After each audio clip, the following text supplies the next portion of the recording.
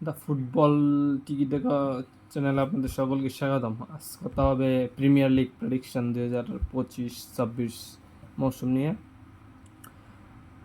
এবারে premier league champion কে হবে আমার মতে মনে হতেছে লিভারপুল, নাম্বার 2 হচ্ছে Manchester City, number 3 Arsenal, number 4 আমি রাখতেছি চেলসিকে, এবং নাম্বার 5-এ Tottenham Hotspur, number 6 Aston Villa. আমি ম্যানচেস্টার ইউনাইটেডকে রাখতেছি নাম্বার 7-এ, কারণ তাদের যে ফর্ম।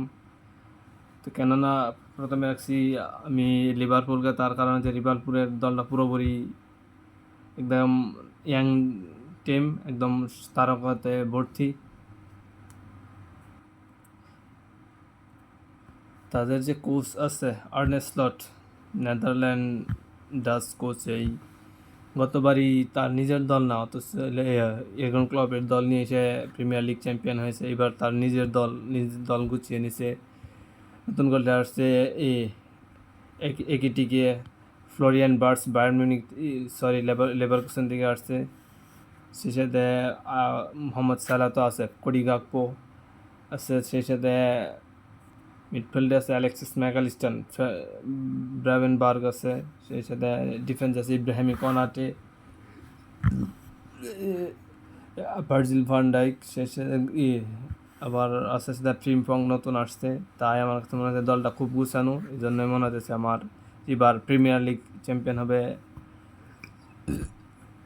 লিভারপুল। আর ম্যানচেস্টার সিটি আমি সেকেন্ডে রাখছি, কারণ গতবার যে একটা দখল দোলাই খাইছে একদম পেপ গার্দিওলার পুরো কেরিয়ারে, এমন তার কোনো টিমে মনে হয় নাই। কিন্তু গতবারই ম্যানচেস্টার সিটি এত বাজে পারফরমেন্স করছে, সেই জন্যই এবার মনে হয় কিছুটা সে দেখাবে। আর ম্যানচেস্টার সিটির হয়ে আমার মনে হচ্ছে পেপ গার্দিওলার এটাই শেষ সিজন, সেজন্যই মনে হচ্ছে যে কিছুটা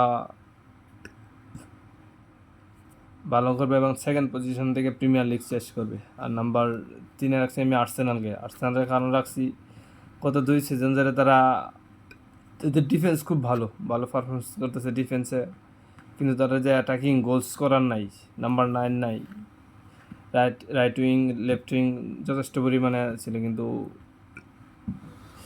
তারা গোলস করার নাই। এই 2 সিজনে ভালো পারফরমেন্স করেও তারা প্রিমিয়ার লিগ চ্যাম্পিয়ন হতে পারে না। কিন্তু টানা এভাবে আর্সেনাল, মিকেল আর্তেতার দল এভাবে টানা 3 সিজন পারফরমেন্স করবে তাই মনে হচ্ছে না।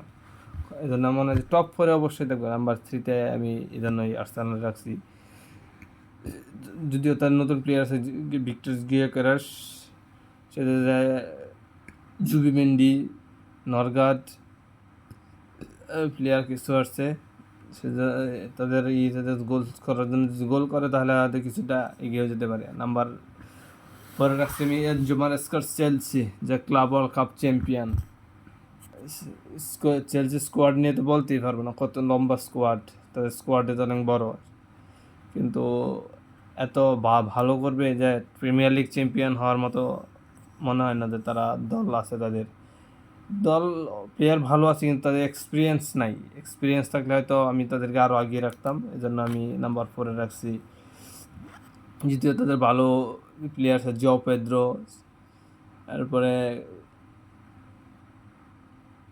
ইস্তাবাও Brazilian star, Joao Pedro Brazilian new star, সেই সাথে মিডফিল্ড আছে এনজো মারেস্কা, সেই সাথে ময়েসেস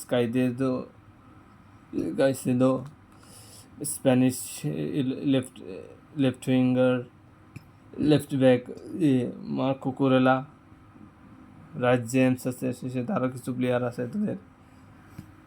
এই জন্য পারফর্ম করবে অবশ্যই। টপ 4-এ আমি রাখতেছি নাম্বার 4-এ। নাম্বার 5-এ আমি রাখছি যে টটেনহাম, কারণ টটেনহামের যে ম্যাচটা দেখছি আমি উয়েফা সুপার কাপ ফাইনালে, দারুণ পারফরমেন্স করছে তাদের ম্যাচটা উচিত ছিল জেতার, কিন্তু তাদের ভাগ্যক্রমে তারা লাস্ট 10 মিনিটে 2টা গোল খেয়ে সমতায় ফিরে এবং পেনাল্টি শুট আউটে তারা হারে। আমার এই জন্যই মনে হচ্ছে যে তাদের যে এই খেলা যদি তাদের ধরে রাখতে পারে তাহলে তারা টপ 5-এ অবশ্য থাকবে, টপ 4-এও ঢুকে যেতে পারে, কোনো শিওর নাই। এই জন্যই আমার এবারে প্রিমিয়ার লিগ প্রেডিকশন আপনারা তো দেখলেন, এখন আপনাদের প্রেডিকশন অবশ্যই কমেন্টে 1 2 3 4 5 এভাবে সিরিয়ালভাবে বলে যাবেন। আর আমি নতুন ভিডিও করতেছি, আপনারা অবশ্যই আমার দ্য ফুটবল টিকি টাকা চ্যানেলে সাবস্ক্রাইব করে যাবেন। ওকে।